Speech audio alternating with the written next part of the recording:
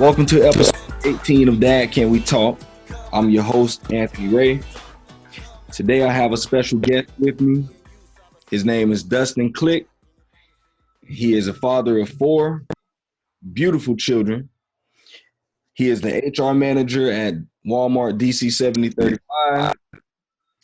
And I'm not sure if you remember, but you gave me my first walkthrough 4 years ago. I'll never forget it, man. Because I was working at Dollar General at the time, and I took a break to come over to Walmart and go through the walkthrough with you, man. And I was like, okay, the guy Dustin, cool. I remember you just walked me through case lot. You were like, can you do it? I was like, yeah, it looks good to me. So yeah, that was a whole 4 years ago, man. And now here we are today. So welcome to the show. Thank you for having me. Really glad to be here. So on Dad, Can We Talk? My first question I like to ask. I always like to know what your relationship was like with your dad. I just kind of like to go back and really understand what makes you you. Like, how did you get here? What was your relationship like with your dad? Question.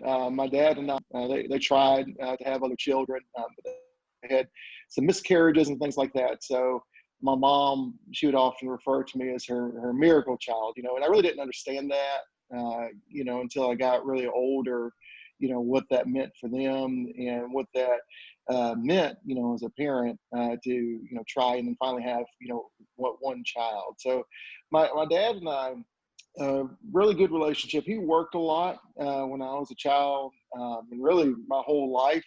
He's a very hard worker.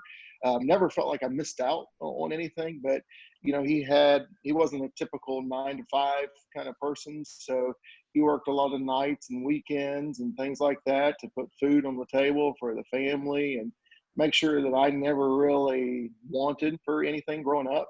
Mhm. Always took care of me. It really was a good example. Made sure, especially in my teen years, that I was in church and, really had that good base. Taught me a lot about responsibility, Mhm. respecting other people, uh, believing, just because you believe something one way, it's okay for other people too. From my dad, um, one of his sayings, that he would say a lot as I was a kid, that a dollar was a lot of money. If I'd ask for like a pack of gum or a drink at the gas station or something like that, and he'd be like, "Nah, son, a dollar, that's a lot of money." And that really kind of helped me, kind of put things in perspective, as I got to where I am today. Yeah. So and just knowing that you had that great relationship with your dad, and being able to see his example and seeing the way that, like you say, him teaching you the value of a dollar, seeing how just the way that he treated others, the way that he treated his children, the way that he treated his wife. How did that relationship, how did that experience affect you now as you are a father and a husband yourself now? So today it's really interesting because like I said, I was an only child growing up, and I have four children, right? So Mm-hmm. I I never dealt with the sibling drama. I never Yeah. dealt with oh, that person's in my seat, or that's Mm. just to sit at the table. I got a brother and a sister, and then my wife, she has a sister. So and my mom, she has a brother. But anyway, where I'm going with that is, you know, they've really all been able to kind of help and guide on. Sometimes this is just what siblings was his role as a grandfather, right? Because I've got to be the heavy hand, lay down the law kind of person. Hey, we do this, we don't do this, right? But he can kind of come in and give kids that extra dessert at dinner, or hey, don't stress about this, it's really okay, that kind perspective. And I'm thinking, man, is this the same person who I grew up with? You know, and so it's really neat to see him kind of turn into that, you know, fun-loving grandfather. It's kind of funny too, because he's got he was always clean shaven when I was growing up. He had a mustache, but Yeah. now he's got this like ZZ Top borderline full beard, and he plays Santa Claus during the Christmas time, and so it's kind of neat to see him having that, you know, joyous, you know, self all the time with the kids. And Yeah, it's really good because the kids really like him, you know, and it's really important, and they love him, and it's really important that, you know, kids have that relationship not only with their parents but other family members too. You know, it takes a village to raise, you know, your kids. definitely, definitely. And and that's something that I'm learning, you know, as I'm growing as a father, just being able to keep my children, for one. I like the village mentality. I like for my children to see me and my interactions with other men, and you know, like my wife and I, we're just very social beings, and I believe that's something that's really important, because I think, especially in this day and time, it's something like, I think at times, sometimes people today, we don't really like the whole social thing. You know, so many people are just in their own bubble, you know, Sure. and they don't really reach out to, you know, everything is about my home, you know, what's going on in my house, what's going on with my family. And I think it's just so important. And I believe that God always wanted us to be um, within a group. If you, I mean, take it to biblical times. I mean, when you look at Israel, Israel always traveled as a unit. You know, they Right. always traveled together. And I believe that was just so important for everyone to be able to stick together that way. And I believe that's just really how God wants for his people to be, man, because, you know, it's never a good thing to be in isolation like that. And I kind of want to veer off really quick, because this is something that I talked with a friend about a couple of weeks ago. I asked him the question, where I seen the question from somewhere else, and there was a question saying that should men vent to each other? And you know, there was a big conversation. I know in the Black community, it's not something that we usually do as Black men. I'm not sure within the white community how it is, but in the Black community, we don't really, as men, we don't vent to one another. We don't have this relationship where we can talk to one another about things that we have going on. And I believe, you know, even our fathers were like that. And so we see what we see now. And it's hard to be a village when the men don't talk, you know, when the men don't have that relationship with each other. And I want to get your thoughts on that, you know, about the importance of men coming together and actually talking with one another and having accountability with one another. Yeah. So it's fair to say that 2020 has been a very interesting year, right? So with Mm-hmm. all the stuff that's going on in the world and COVID and everything else, um, I have a hard time talking to other people. Yeah. I've got somebody I consider my best friend. I've known since my ninth grade year in high school. He and I, when we get together, we maybe say 30 words to each other, but it's just that Yeah. but we both have 4 children. We both work full time. We both have a house. We both have stressors going in our life, and we just don't, we don't open up. And Yeah. my dad, as great as he was, he really doesn't open up, on that kind of stuff. Like I see visually, Mm-hmm. how he handles things. I could tell that if he was going to go build something, it was a stressful day at work. Like if he Yeah. went to the garage to go fix something, go build it, whatever, that was his release, to Yeah. go do that. And I've kind of had that same relationship with my father-in-law too. Thankfully, he's still around, and they both live about 15 minutes from us. So it's nice to where I can see them, but they don't really share their emotions. And I Hmm. really think, and even kind of, when talking about church, like going to Sunday school, when they ask you questions and things like that. I Yeah. mean, I don't do a good job opening up, and I know that I need to talk to my wife, about that, about the struggles. And she tells me all the time, hey, you need to go, talk to a friend, talk to somebody, talk to the pastor. But you're right. It's hard for men to really open up, because almost so that if I open up and if I show somebody my weaknesses, that Yeah. all of a sudden I'm vulnerable. I'm, Yeah. I'm less than as because I shed a tear, right? Hmm. Or because I let my guard down, right?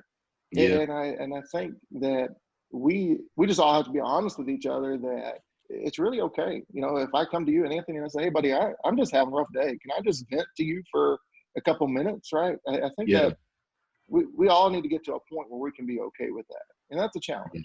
Yeah. Yeah. It's definitely a challenge. And that was one of the reasons why I started the podcast, because that was something that I realized. Now, I've always been a very open person. If you talk to a lot of the guys in case a lot at the job, man, they will tell you, man, Anthony will tell you his life, you know, and that's just me, because I know and I understand now that I understand the importance of it for me to just get things off of my chest sometimes. And it always feels better. And then I also open myself up because I understand that if most of the time, in my experience, when I open up to other men, then they're more liable to open up to me and realize that, it's okay. I'm not a person that's going to judge you, because of the things that you might be facing in your life. And, we all have something. We all have something that we have going on. That's just life, regardless of where you live, where you come from, your current situation in life, your job, whatever. We all have things that we go through. We all have challenges. And I think it's just so important for us to be able to have someone that we can trust. And I think it's important for us to also be that person sometimes, that people can come to. I I always want to I offer myself to other men and let them know, it's okay. If you need someone to talk to, please call my phone. I would be upset with you if I know that you're going through something and you didn't say anything to me. Because when I tell my friends or my brothers that I'm your brother and I'm your friend, I truly mean that. And I want to be a person that anyone can come to. And I just think it's a very important thing, man, for us to be able to understand that thing. But yeah, I just kind of wanted to go something that came to my mind just now. But I want to go on to the next question. Um, you and your wife, you guys have adopted children, Correct. Yes. and I wanted to ask you what made you guys decide that you were gonna take the adoption route? So we had our daughter already, and we had our youngest son the old-fashioned way, right?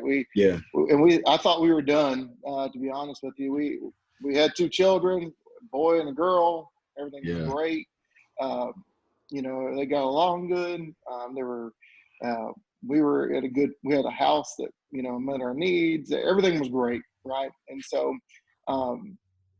In fact, my wife and I, we had talked about it after our son was born, and we were like, yeah, this is good. Two's a good number. We can handle this. We're done, And but what we didn't realize is that God had another plan for us, and so um, my my daughter, she was 4 at the time. Our youngest was 1. So, stress of having, basically a newborn or toddler, right? And then a 4-year-old dealing with daycare, and all that. My wife had got a phone call that she had a cousin in the Atlanta area that had just really made some bad choices in life. And this wasn't a cousin that we were kind of close to. It was just somebody you kind of heard about, throughout the years. And, we knew that she was having some challenges in life and things like that. But she had found herself in a really, really bad spot. So my wife and I, we actually reached out to her, my wife did, and said, hey, no judgment. We understand that you're pregnant with a set of twins. We would like to help you. And, would you allow us to adopt the boys?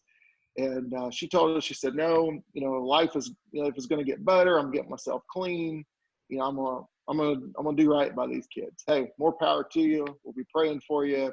Call us if we can do something for you. Mm-hmm. So you fast forward when the babies are 6 months old, she ends up leaving the boys at her step grandmother's house, and she ends up in jail for meth and just a bad story all around. So the step grandmother and grandfather doing the best they can. They end up getting like temporary custody through the state. They're raising the boys. Their plan is they're gonna kind of raise these. They're gonna raise these boys as their own. Mm-hmm. And so, but unfortunately, the grandfather gets Parkinson's, and the grandmother gets a terminal cancer. All right, so now we're kind of back in the picture. And so they don't know who the father is. They can't, they've been trying to locate a father. They don't know who he is. The mother's in jail. So really, my wife says, hey, Dustin, the Lord's telling us that we need to become foster parents and adopt these boys. Now, when we had the conversation about the boys, originally, I kind of wrapped my mind around that. Well, we had, some time had passed, right? So I was not in that same frame of mind, but my wife was like, no, we're going to do this. And so I said, okay. And I said, hey, you put your mind to it. We're going to do it. So, but this is where we really saw God in the picture. My wife called the boys' caseworker in Georgia, and we're not blood related to these boys. We're related to the step grandmother. So it makes it a little bit more of a challenge when you don't have a blood relation to the children. So my wife calls the caseworker in Georgia, and the first thing the lady says to my wife is, no, you're in Florida. This is too much of a challenge to get these boys to you. You just need to, if you want to adopt, you need to focus on adopting some kids in Florida. You can't go through Georgia. Well, the lady made a mistake, because don't tell my wife she can't do something if she's already got it made up in her mind, it's going to happen, So no, my wife was like, are you saying there's no way possible, or there is a way possible? And she's like, well, there is a way, but it's really hard. So my wife's like, okay, just what's the route we got to go to? She said, well, the first thing you got to do is become foster parents in the state of Florida. But, that takes time. So my wife hung up the phone with that lady. She called the foster agency in Clay County where we live. And they said, hey, you're not going to believe this. We have a class that starts tonight. There's 2 spots left. Can you make it? And so she said, yes. So we became foster parents, right? We had to get our license here in Florida.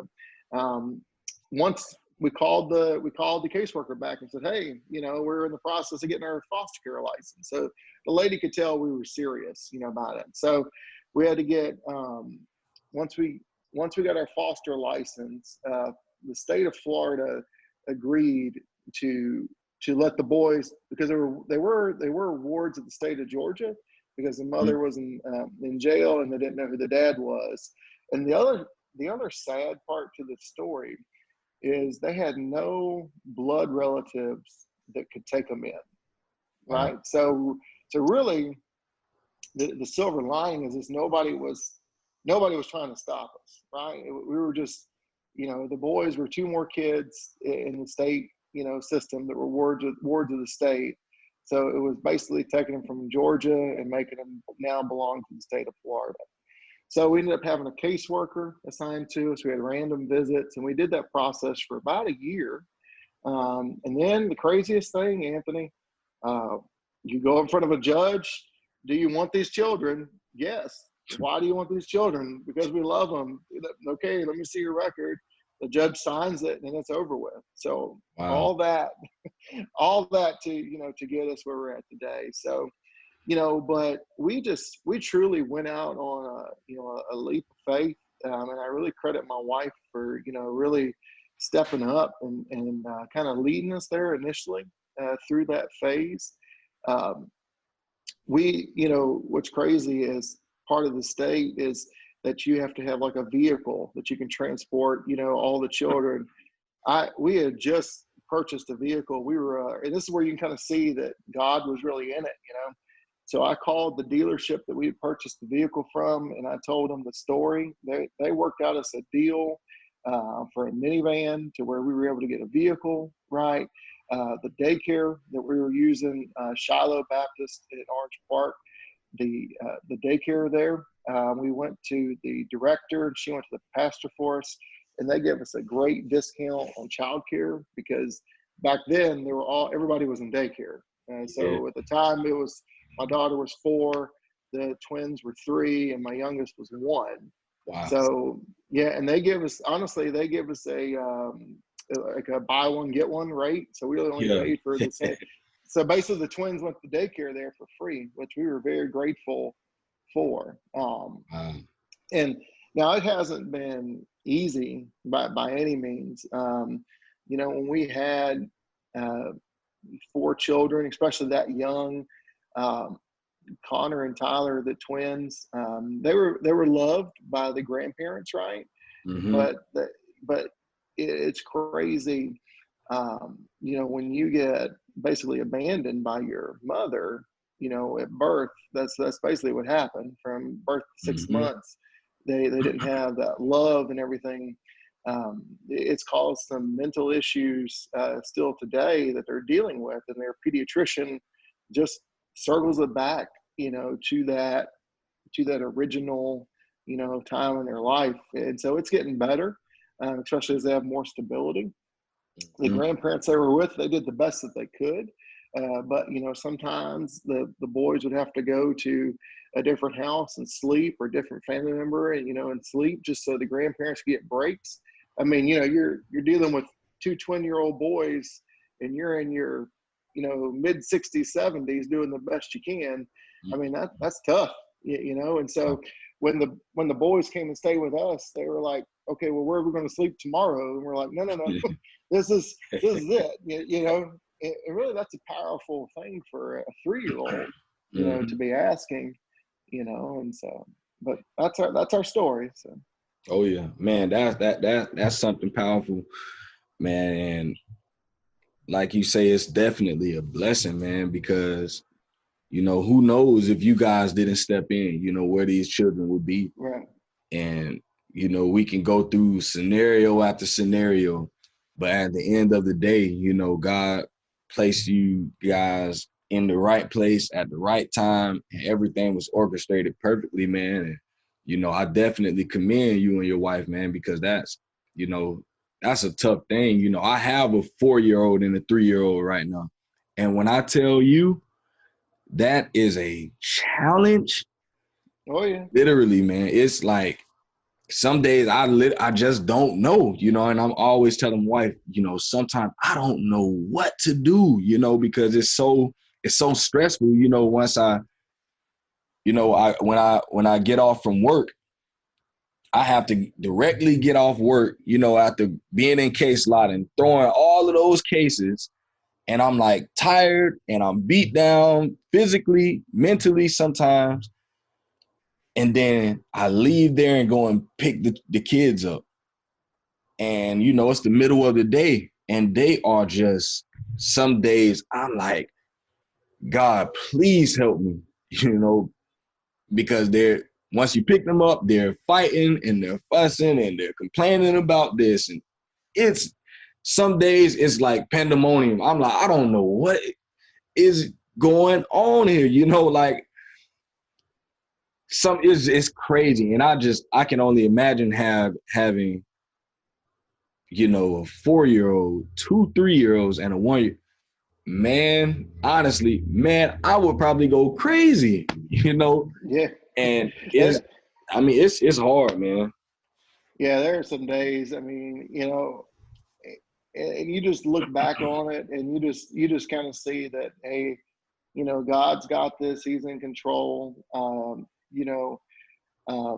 and that's all you can do some days. I mean, we were thankfully, my wife, she's very structured because we both work full time as well, Mm-hmm. during, and we still both do work full time. And so, she just had a really good routine, in the morning, we would, make breakfast for everybody. We would go to work, they go to daycare at home. We would do, family time, bath time, bedtime, and that was our routine, And on the weekends, we always laughed, but we were always going to do something, whether it was going to a state park or just going to a park. And somebody said, "Man, y'all are always on the go." And we said, "Yeah, if we were home, they'd be destroying the house, That's what you got to do, And so Yeah. that's how we did it. And it's funny you say that because last weekend, I think my wife had to work something. Maybe it was I think it was last Monday. There was sometime in the last couple of weeks where I knew I was going to be home with the kids. I think it was a Monday when my wife it was the Monday. The kids didn't have school or something. And so I'm like, man, I'm about to be home with these kids all day, And the first thing I did when I woke up that morning was told them, put on some clothes, put some shoes on. We're about to go. And they're like, where we going, Daddy? I'm like, I don't even know. And right now, I don't even care. We're just not going to be home because at times it's like you say, when they're home, man, they will tear this place up.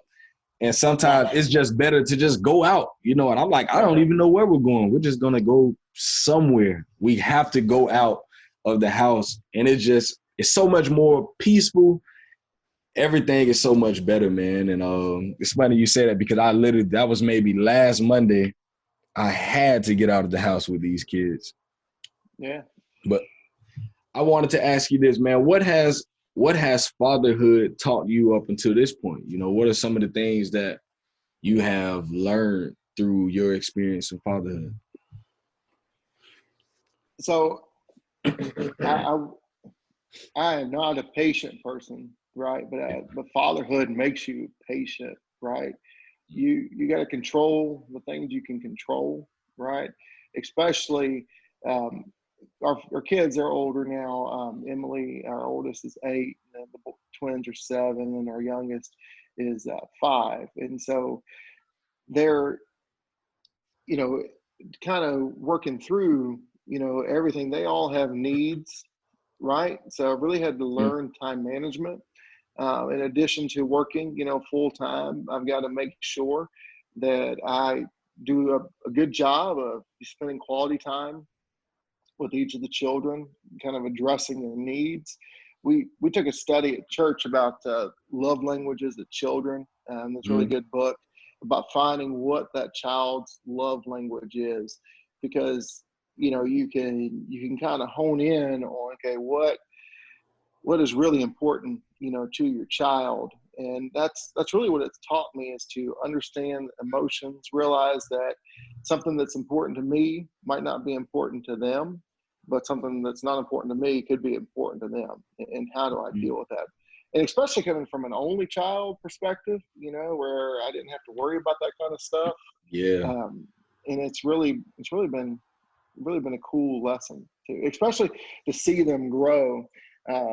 Last night I brought home some dinner, and so it was shrimp, but it was peel and eat shrimp, and just one of the twins, he likes shrimp, but he's never seen the full version of the shrimp. He's always had the fried shrimp, but he's never had it where you got to peel it.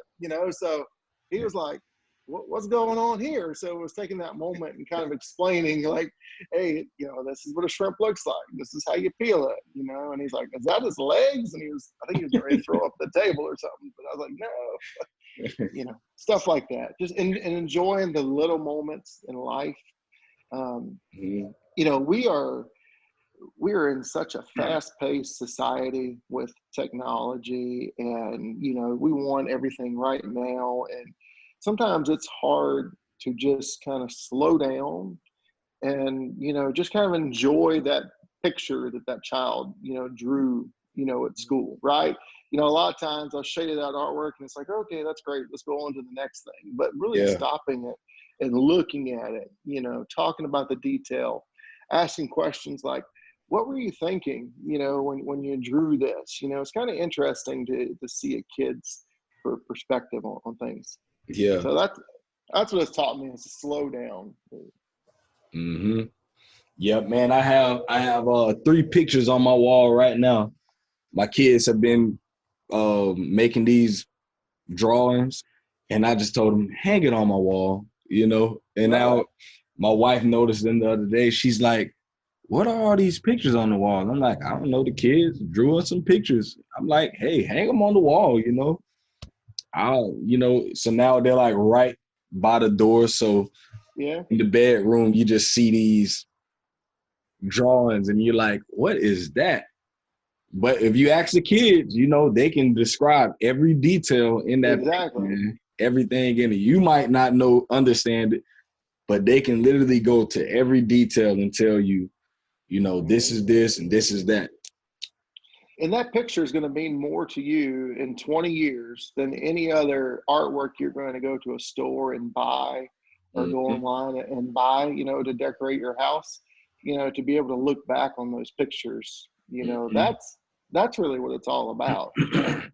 Definitely, definitely, man. And and thinking about that, as we're talking about that, I always think, like, man, that's something that I really missed out on. I didn't grow up with my dad. And just, that was something that I never, like, sometimes I think, like, man, what would I have been, if I did have that dad there to appreciate me, and just have that conversation with me. If I have a drawing and my dad is sitting there talking with me and admiring my artwork. And like sometimes, like, I think people, like you say, when you gotta at times focus on those small things, because it might seem little, but to those children, it could be everything. Just that the time that you're taking to ask them about their day in school. Mm-hmm. I try to make it a habit when I'm putting the kids down to sleep. I go to each one individually, and I have a good 5-minute conversation with them right before bed, and just let them talk. And they're always ready. My wife like to say that they're like me. They will talk you to death. And I give them whatever's on their mind. And every time they have something like, Daddy, this happened today, or so and so. And I just sit there and I listen and I hug them and I kiss on them. And when they're done, I say, well, I might give them some feedback. And, that's always like our end of the night thing. And it's Mm-hmm. just so important, man, to have those little small, well, like we say small, but, those are huge conversations that could truly affect the child, because that's something, as a I'm a 31-year-old man, and I look back at it, and at times, I really think, like, man, I wish I had my dad growing up. We have a relationship now, and I'm thankful for that, where we could just get on the phone and talk with one another. But, I know that there was a lot that I missed growing up, just not having that dad there. And I wanted to ask you about this. With all of that you just spoke about, what has been the biggest challenge when it comes to fatherhood? What has been that one thing that has challenged you the most out of everything that you've had to face? Whew, that's a deep question. Remember, as men, Yeah. we're not supposed to express our feelings, right? Yeah. No, no. Um, I just think that being a dad, the biggest challenge is to really walk the walk all the time, Hmm. right? And when you fall, you know, admit to your kids that, hey, I messed up.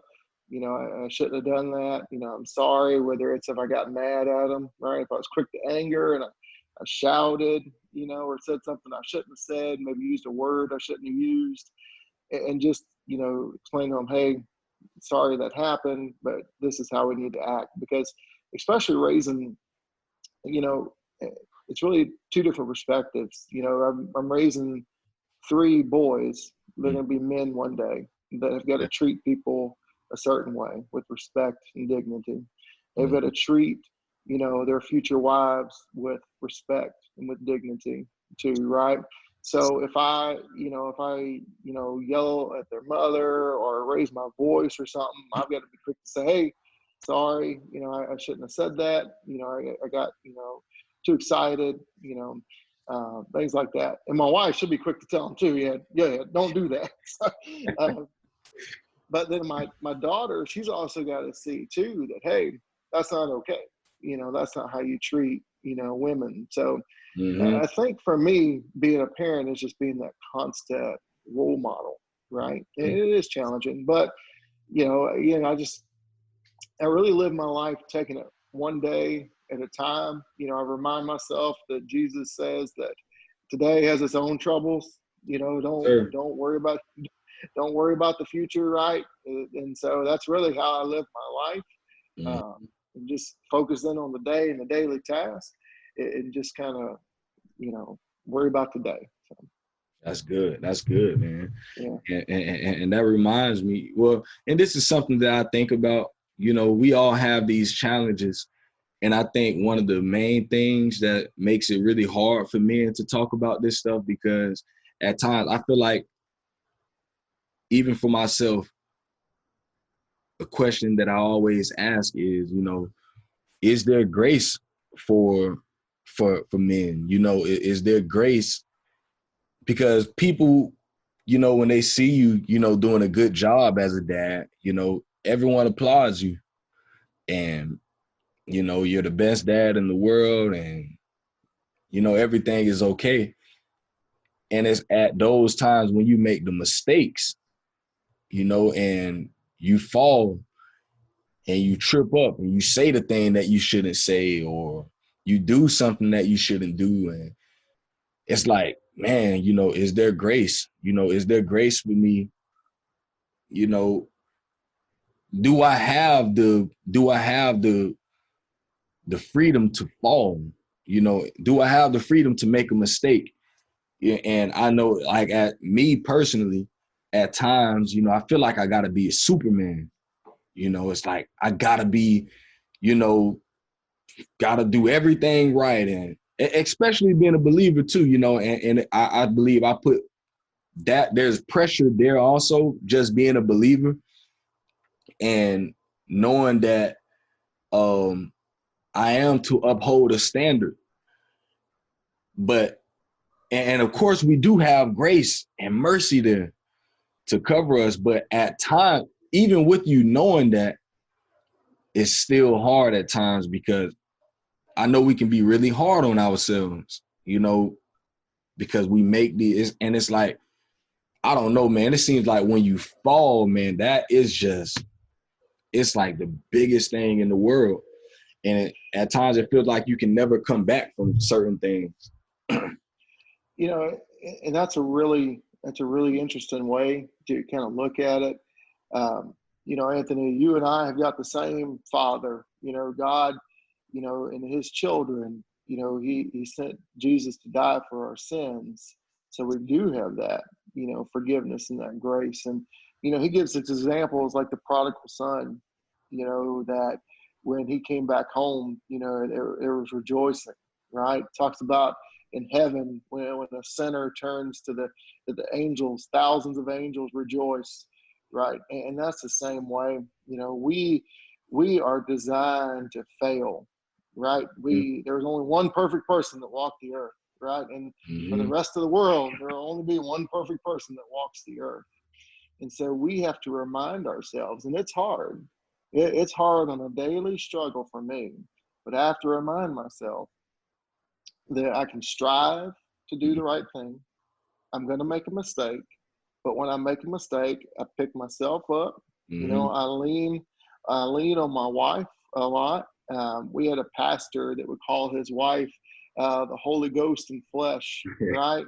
And then that's the kind of the way I see my Yeah. wife is that Holy Ghost in flesh. Is she's there. She keeps me aligned, right? Mm-hmm. And keeps us on that path of faith. But it is hard to be, especially in today's world, where culturally everybody wants you to have a certain car in your driveway, a certain Mm-hmm. size house.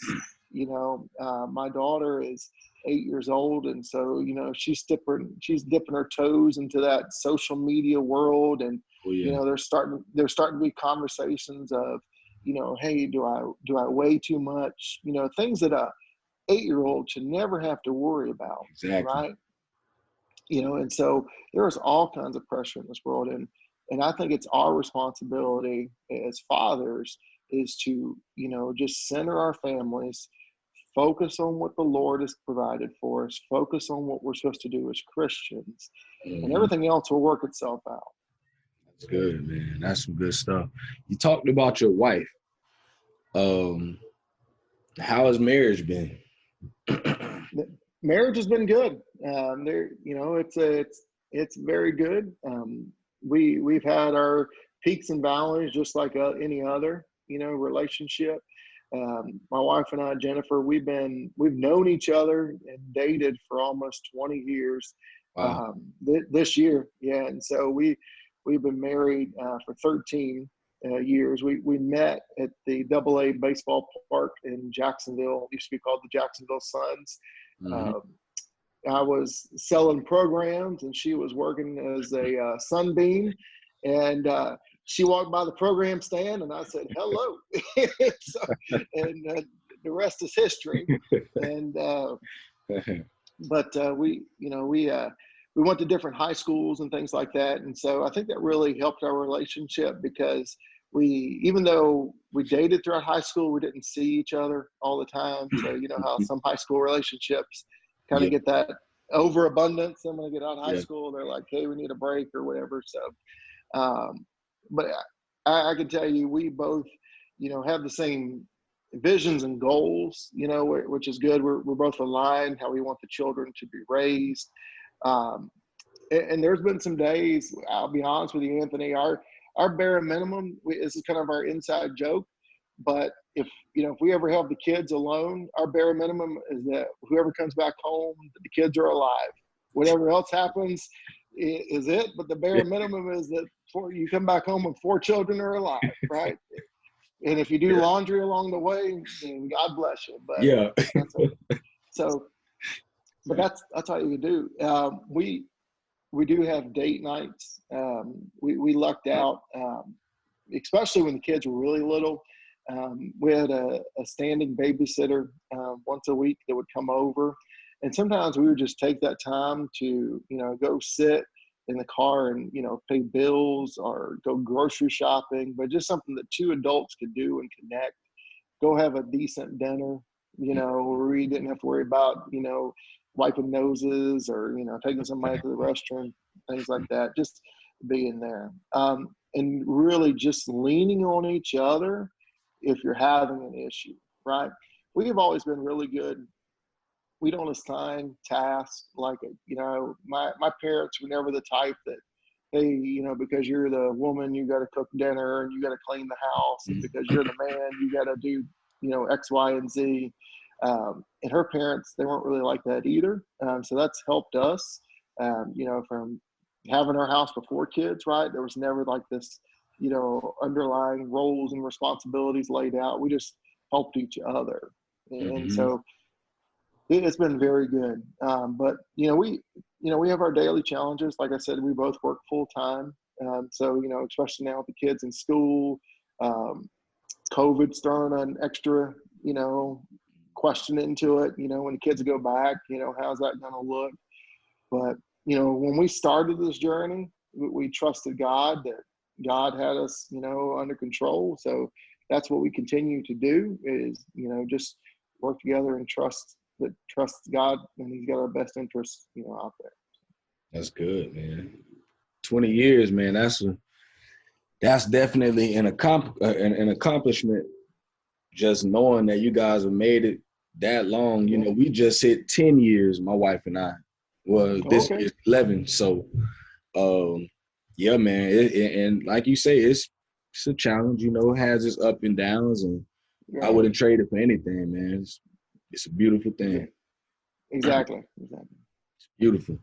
Uh, um, what has been your proudest moment as a dad? So that's a really good question. And you have to pick one. So I would say that my proudest moment is just seeing the kids have kind of grown up and have a harmony and respect for each other, right? And then that they also take that respect out into the world. I take really great pride that my kids, that when they go out and they want to play with friends, or they want to do whatever, they look at people for who they are on the inside, right? And they don't judge people off their looks and things like that. And so I think for me, that's been the proudest moment. It's just seeing my kids really learning how to respect somebody for what they are and listen, to people. It's been really cool, to see that. Cool, good. Knowing what you know now, what advice would you give to an 18-year-old Dustin Klich? Oh Lord. so, uh, uh, so I would tell him to slow down, enjoy the little things in life. Don't worry about what kind of car you want to drive. Don't worry about what kind of watch you want on your wrist. Yeah. Just slow down, right? Maybe invest in this new technology, iPhones that are coming out. I don't know. Yeah. So that would be, yeah. I would just tell them, just slow down. You're going to appreciate the little things more in life than the big things. Oh yeah. That's some good advice right there, man. Yeah. Especially about that technology. I wish I knew about Yeah. some stuff like that. Yeah. But is there anything that you would like to say to any other young father out there that may be listening? So this podcast is a really good podcast. Anthony, I've been listening to most of all of your episodes, and you have got a lot of great advice out there. Fatherhood is not easy to do, and that's okay to realize that, hey, it's not easy. Ask for help, ask for guidance, on different ways. Whoever you feel comfortable with, finding somebody in this world that you feel comfortable talking to about fatherhood is very important, or listening to a podcast, whatever it is, but just having that channel to go to. And then also too, realizing that you're going to make mistakes, you're going to stumble, you're going to fall, but it's what you do in those instances that are going to make you a better person and make you a better father, right? A simple, I'm sorry, this is what I'm going to do to, fix it, goes a long way, right? Tight, right? And kids are just very important. And especially in today's environment, you've got to really do a good job to raise your children in a respectful manner. Oh yeah.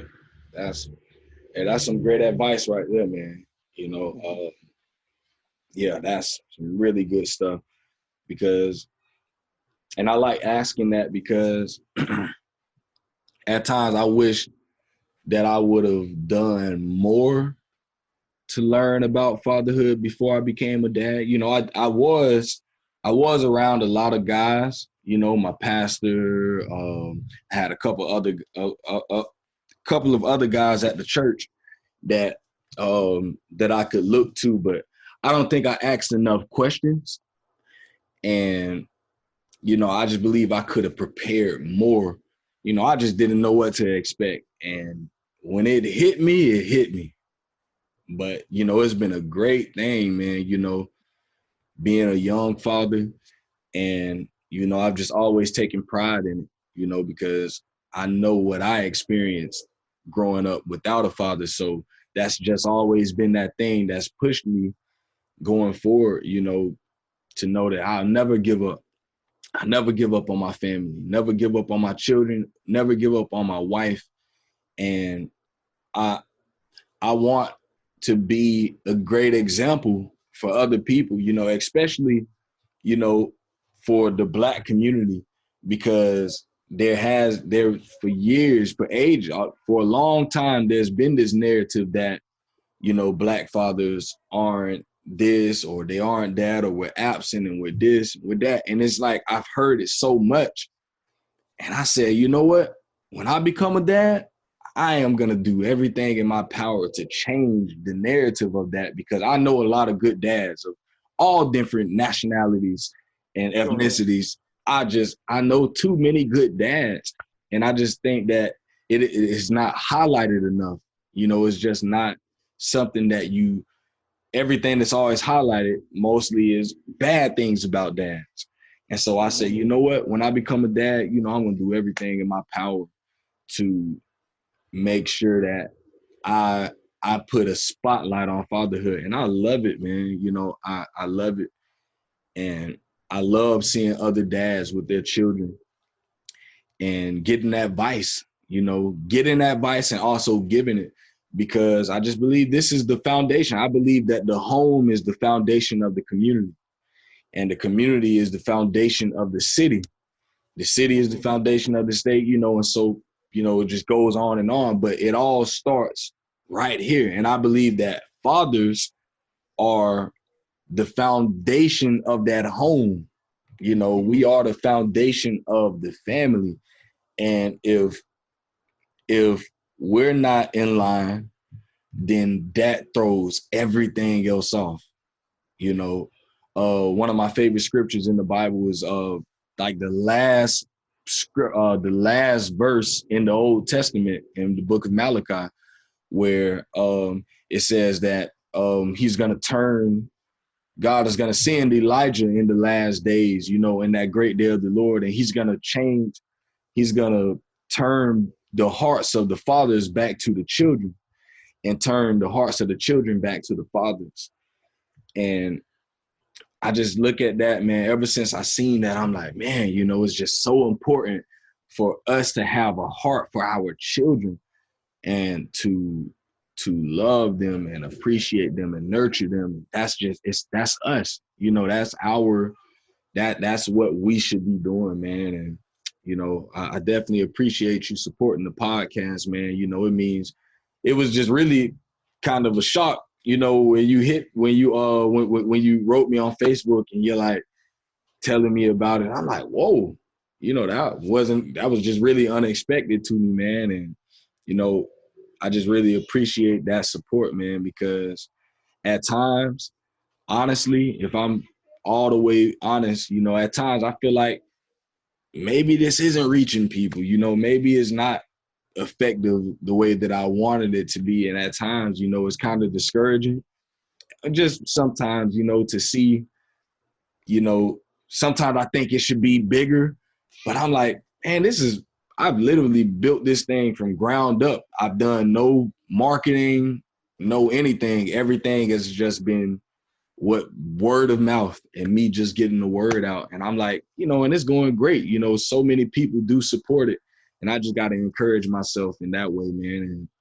And I just want to say, man, I definitely appreciate all of your support, man, and everything that, you know, everything that you said on today, man, is just, it's important to hear that. It was important for me to hear your story. I don't know about anyone else that's going to listen to it, but your story has helped me.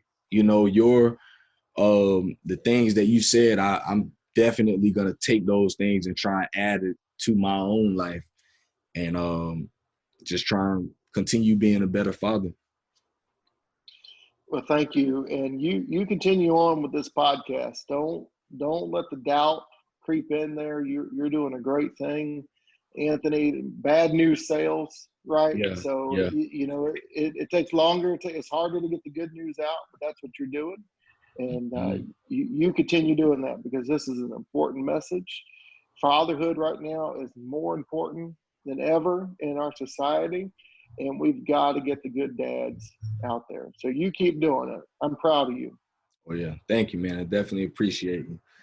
Well, for all of my listeners out there, I appreciate you continuing to support. This has been another episode brought to you by Dad Can We Talk and Dustin Klich. I pray that you guys will continue to be good fathers out there. For all of my women supporters, I know I got a lot of women supporters. Continue to encourage the men in your life, encourage your dad, encourage your children's fathers, and continue to spread the message that fathers are important. You know, we are very important. We need fathers to be in place. So for all of my listeners, once again I appreciate you, and God bless you guys. It's another episode of Dad Can We Talk. Thank you, Dustin, man. Appreciate you. All right. Thank you. Have a good day. Yep. All right, you too.